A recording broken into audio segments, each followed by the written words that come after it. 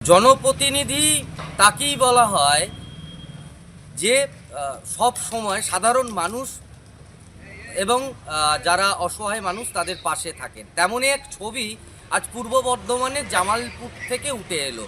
পূর্ব বর্ধমানের জামালপুরের আজকে থেকে রাজ্য জুড়ে শুরু মাধ্যমিক পরীক্ষা এবং ছটি কেন্দ্র রয়েছে মাধ্যমিকের।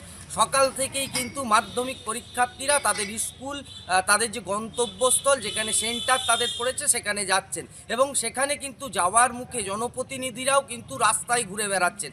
তেমনই এক চিত্র, যদিও মাধ্যমিক পরীক্ষার্থী নয়, তিনি কিন্তু নবম শ্রেণীর ছাত্রী।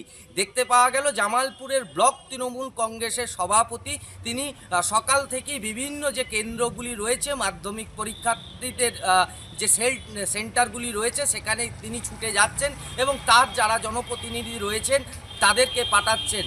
সেই সময় যাওয়ার সময় একটি ছবি ধরা পড়ছে, যেখানে দেখতে পাওয়া যাচ্ছে যে রাস্তায় দুজন ছাত্রী রয়েছেন এবং সেখানে কিন্তু যিনি মোটরসাইকেল নিয়ে যাচ্ছিলেন সেই সমস্ত ছাত্রীদের হঠাৎই তাদের যে সাইকেল সেই সাইকেলে গিয়ে ধাক্কা মারে।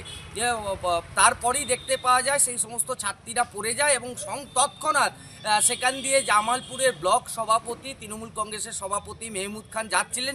তিনি ভাবেন তারা মাধ্যমিকের ছাত্রী, তারা মাধ্যমিক পরীক্ষা দিতে যাচ্ছেন। তৎক্ষণাৎ গাড়ি থেকে নেমে তাদের কাছে ছুটে যান এবং গিয়ে দেখেন যে কোনো সমস্যা হয়েছে কিনা।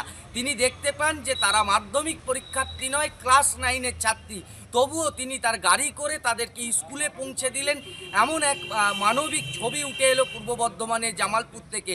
পূর্ব বর্ধমানের আবারও জামালপুরের ব্লক তৃণমূল কংগ্রেসের সভাপতি মেহমুদ খানের মানবিক মুখ, যেখানে দেখতে পাওয়া যাচ্ছে যে তিনি গাড়ি থেকে তৎক্ষণাৎ নেবে ছাত্রছাত্রীদের কাছে পৌঁছান এবং তাদের সমস্যার কথা জানেন এবং জানতে পারেন যে বাইকটি অসতর্কতাবশত তাদের সাইকেলে ধাক্কা মারে এবং তারা পড়ে যায়।